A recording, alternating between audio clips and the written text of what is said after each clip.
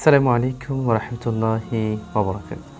সুপ্রিয় দর্শক, আমাদের প্রকৃত মালিক তো আল্লাহ, আর বাস্তবিকে তিনি আমাদের মালিক।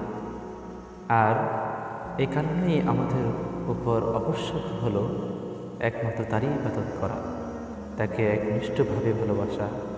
এই কথা পরম সত্য যে যদি মহামহিম আল্লাহ রব্বুল আলামিন চান, তাহলে তিনি মুহূর্তের মধ্যেই আমাদের সকলের প্রাণ হরণ করে নিয়ে যেতে পারেন, এবং এই ব্যাপারে তিনি সম্পূর্ণরূপে সক্ষম।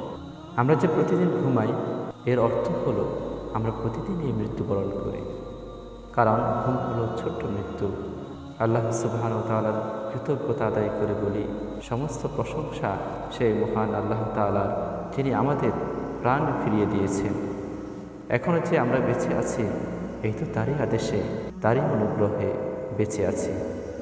হে আল্লাহ, আপনাকে সাক্ষী রেখে বলছি, আমি আপনাকে ভালোবাসি। হে আল্লাহ, আপনি আমাদেরকেও তাদের অন্তর্ভুক্ত করুন যাদের আপনি ভালোবাসেন।